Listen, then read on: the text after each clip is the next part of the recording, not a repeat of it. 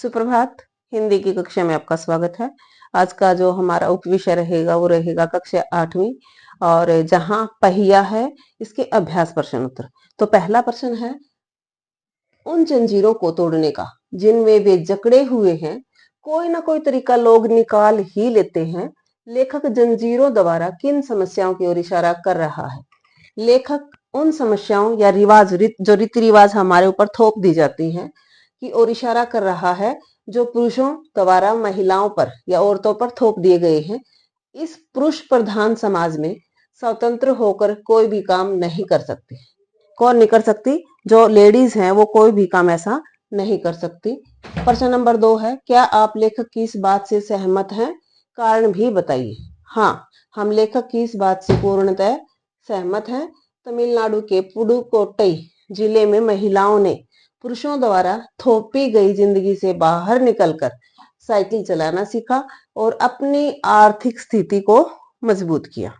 आर्थिक स्थिति मजबूत हुई और उनकी जो स्वतंत्रता थी वो भी उसमें भी बढ़ोतरी हुई, क्योंकि वो हर बात के ऊपर अपने घर के पुरुष चाहे उसका बेटा हो या पति हो या पिता हो उनके ऊपर वो निर्भर रहती थी। तो साइकिल चलाना सीखने के बाद वो वहां से आजाद हो गई। उन्हें किसी भी काम के लिए उनके ऊपर निर्भर रहने की आवश्यकता नहीं रही। साइकिल आंदोलन से पुडुकोट्टई की महिलाओं के जीवन में कौन कौन से बदलाव आए? महिलाओं की व्यक्तिगत स्वतंत्रता में वृद्धि हुई, आजादी मिल गई, उन्हें कम समय में अपना काम करने लगी। समय की बचत तो होती है।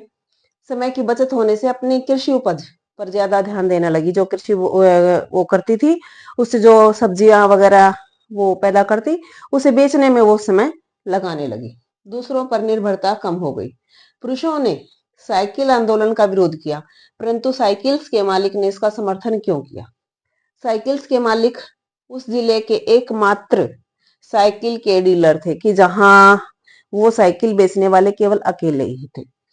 तो इस आंदोलन से उनकी बिक्री बढ़ गई और उनका अगर बिक्री बढ़ी तो उनका मुनाफा भी बढ़ गया, तो उन्हें लाभ भी हुआ। इसीलिए सबने विरोध किया, लेकिन उन्होंने इस बात का समर्थन किया कि ये औरतों के लिए सही है। तो ये था हमारे जहां पहिया है अभ्यास कार्य। धन्यवाद।